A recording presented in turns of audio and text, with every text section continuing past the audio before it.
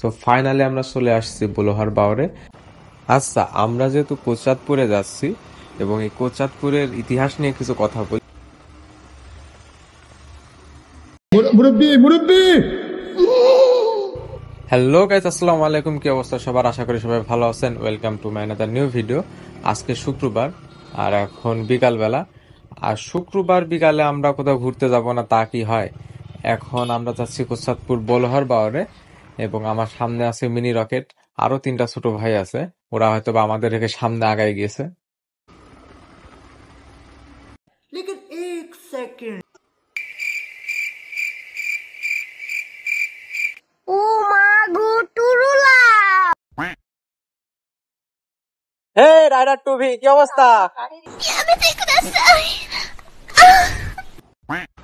অনেকে হয়তো বা বুঝতে পারছেন না আমরা কোচাতপুর কোন রাস্তা দিয়ে যাচ্ছি। আমরা আসলে হাই রোড দিয়ে না গিয়ে একটা বিকল্প রাস্তা দিয়ে কোচাতপুরে যাচ্ছি, কারণ হাইওয়ের অবস্থা একটু ভালো না আর মাঝে মধ্যে পুলিশের প্যারা আছে, সেই কারণে আসলে এই রাস্তা দিয়ে যাওয়া। আর এই রাস্তাটার দুই পাশের ভিউ কিন্তু অনেক সুন্দর আর খুব নিরিবিলি রাস্তা। সো আপনারা যদি কেউ যাইতে চান এই রাস্তা ব্যবহার করতে পারেন। আর এই রাস্তার ইনফরমেশন যদি চান তাহলে কমেন্ট করবেন, ইনশাল্লাহ কমেন্টে জানিয়ে দেওয়া হবে।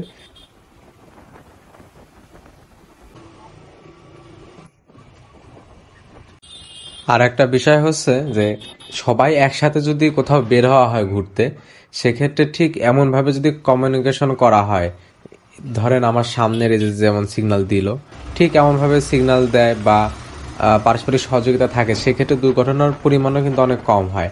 আর হয় কি, ওই যে টানাটানি করলে কিন্তু আসলে যে সবাই সাথে যাওয়ার যে আনন্দটা, যে মজাটা, ওইটা কিন্তু আসলে পাওয়া যায় না। মুরব্বি মুরব্বি ওহ, চাচা তো দেখছি পুরাই আগুন। লুঙ্গি পরে এক্সবিলেট বাইক নিয়ে পুরো খাড়া টানের উপরে আছে। আর আপনারা কেউ যদি এই রাস্তাতে যান, সেক্ষেত্রে এই সামনের এই রাস্তা থেকে ডান দিকে যাবেন এবং তার 100 মিটার পরে দেখবেন বাম দিকে আর একটা রাস্তা গেছে, ওই রাস্তাতে চলে যাবেন। নাহলে একটু এইখানে শুনে নিন, নাহলে রাস্তা এলোমেলো হয়ে যাইতে পারে। আমার এই 80 সিসি মিনি রকেট নিয়েও টানছে কততে? আমার মিটারে দেখা আছে 64, তার মানে মিনিমাম 70-এ টানছে, তাও আবার একটা পিলিয়ন নিয়ে সাথে। আচ্ছা, আমরা যেহেতু কোচাতপুরে যাচ্ছি এবং এই কোচাতপুরের ইতিহাস নিয়ে কিছু কথা বলি। সেটা হচ্ছে মুঘল সম্রাট আকবরের শাসনামলে এখানে ইসলাম ধর্ম প্রচারের জন্য চাঁদ খাঁ নামের একজন দরবেশ এখানে আসেন এবং তার নামের অনুসারে এখানকার তৎকালীন নাম হয় চাঁদপুর। এবং এইভাবে কিছুকাল চলে। তারপরে 1608 সালের দিকে এইখানে মগ ও পর্তুগিজ দস্যুদের খুব আক্রমণ ছিল এবং খুবই তাদের দ্বারা আক্রান্ত হতো। তা তখন তৎকালীন বাদশাহ 1610 সালে একজন সুবেদার এখানে নিয়োগ করেন এবং সেই সুবেদার এখানে এসে প্রথমে একটা দেয়াল নির্মাণ করেন এবং ওই দস্যুদের দমন করে। দমন করার পর তাদের বিচারের জন্য একটা কোর্ট বা আদালত নির্মাণ করে এবং ওই কোর্ট শব্দ চাঁদপুরের আগে হয়ে যায়, নামের আগে। তার থেকে নাম হয় কোচ্চাঁদপুর। এইভাবে মূলত এই কোচ্চাঁদপুর নামের উৎপত্তি হয়। আর আজকের এই কোচ্চাঁদপুর তৎকালীন সময়ে কিন্তু মিনি কলকাতা নামে পরিচিত ছিল, কারণ এটার যোগাযোগ ব্যবস্থা খুব ভালো হয় এবং ভারতের নিকটবর্তী হয়। এইখানকার নাম হয় মিনি কলকাতা। এবং এর আর একটা কারণ হচ্ছে তখন এইখানে অনেক বড় বড় লঞ্চ, তারপরে হাজারমণি নৌকা, কিছু কিছু জাহাজও আসতো একটা সময়, বণিকেরা আসতো এখানে। আর বণিকেরা আসার বিশেষ একটি কারণ ছিল, এখানে চিনি ও খেজুরের গুড়ের জন্য খুবই বিখ্যাত ছিল। এবং একটা সময় এখানে ইংরেজ আমলে কিন্তু বেশ কিছু চিনি কলও প্রতিষ্ঠিত হয়, মাদ গুড় তৈরি হতো এখান থেকে। এই মাদ গুড়ের মাধ্যমেই চিনি উৎপন্ন হতো। সো এই কারণে তখনকার সময় কোচ্চাঁদপুর অনেক উন্নত বা সাংস্কৃতিক দিক, যোগাযোগ, সব দিক দিয়ে খুব উন্নত ছিল। আজকের কোচ্চাঁদপুর এমন ছিল না তখনকার সময়। এখন হয়তোবা আপনাদের অনেকের মনে প্রশ্ন আসতে পারে যে কোচ্চাঁদপুরে কিভাবে এই বড় বড় জাহাজ বা লঞ্চ আসতো। আপনারা হয়তোবা অনেকেই জানেন না যে কোচ্চাঁদপুরের উপর দিয়ে 2টা নদী গেছে, একটা হচ্ছে চিট্টা নদী আর একটা হচ্ছে কপোতাক্ষ নদ। আজকে এই নদীগুলোর অবস্থা হয়তো বা তেমন একটা ভালো না, নদীগুলো মরে গেছে, কিন্তু তখন কিন্তু এই নদীগুলা জীবিত ছিল এবং তখন এই নদীগুলা দিয়ে বড় বড় জাহাজ লঞ্চ আসতো এবং বিভিন্ন বণিকরা আসতো। আর আজকের যে বাওরগুলা দেখছেন, বলহর বাওর বলেন, জয়াদিয়া বাওর বলেন, তারপরে কুষ্ণা বাওর বলেন, এইসব বাওরগুলার উৎপত্তি কিন্তু এই নদীগুলা থেকেই।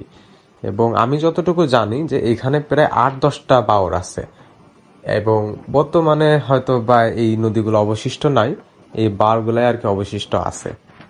যাই হোক, বর্তমানে কোচাতপুরে তৎকালীন কোনো কিছুই তেমন একটা অবশিষ্ট নাই, তবে বর্তমানে এখানে প্রচুর পরিমাণে ড্রাগন ফলের চাষ হয়। আর এই কোচাতপুরের মাটি খুব উর্বর আর উন্নত হয়, এইখানে প্রচুর পরিমাণে শাকসবজি উৎপন্ন হয়, যা আমাদের পুরো ঝিনাইদহ অঞ্চল সহ ঢাকা শহরেও কিন্তু এইগুলা প্রক্রিয়াজাত করে পাঠানো হয়। সামনে কোচাতপুর রেলগেট, আর এটা অনেক পুরনো স্টেশন।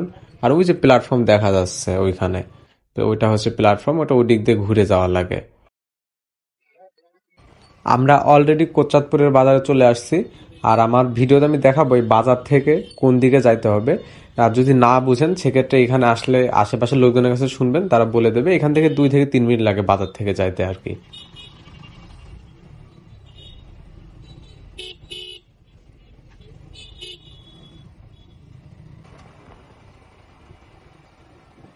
ওহ, সামনে একটা ক্রাশ বাইক রয়েছে, কেটিএম ডিউক 125।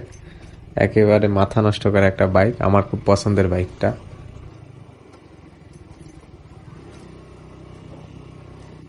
আচ্ছা, আপনাদের কি কোনোভাবে মনে হচ্ছে যে এইখানে বাওর আছে বা বাওর থাকতে পারে? কিন্তু না, এর ঠিক সামনে বাওর আছে। এটা মানে এমন একটা জায়গা, এমন ভাবে আছে, অনেকেই আসলে যারা জানে না তারা চিন্তাও কল্পনাও করতে পারবে না যে এইখানে বাওর আছে। সো ফাইনালি আমরা চলে আসছি বলোহার বাওরে। আর আজকে বেশ ক্রাউড দেখছি, যেহেতু শুক্রবার একটু ক্রাউড পরিবেশ থাকে, কিন্তু আর উৎসবের দিনগুলোতে থাকে। এছাড়া অন্যান্য দিনে তেমন একটা ভিড় হয় না, খুব নর্মাল থাকে এবং নিরিবিলি পরিবেশ থাকে, খুব ভালো লাগে এখানে আসলে।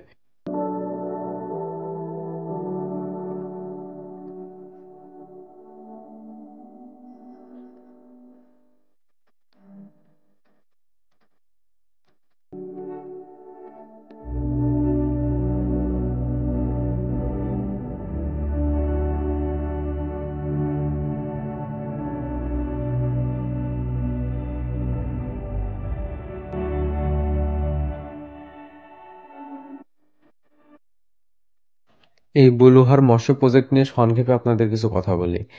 এটা কিন্তু বলুহার কিন্তু একটা বাওর, আর এই প্রজেক্টটা পরে বাংলাদেশ সরকার এটা চালু করছে এখানে।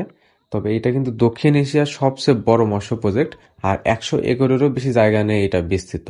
আর এর আশেপাশে কিন্তু অনেক জেলের বাস এবং তাদের কর্মসংস্থান কিন্তু এইখানে। এবং এইখানে কিন্তু এই বাওয়ারে কিন্তু খুব সুন্দর পদ্ম ফুল ফোটে। কিন্তু এখন তো আর পদ্ম ফুলের সময় না, এই কারণে পদ্ম ফুলের ভিউটা আপনাদের দেখাইতে পারবো না।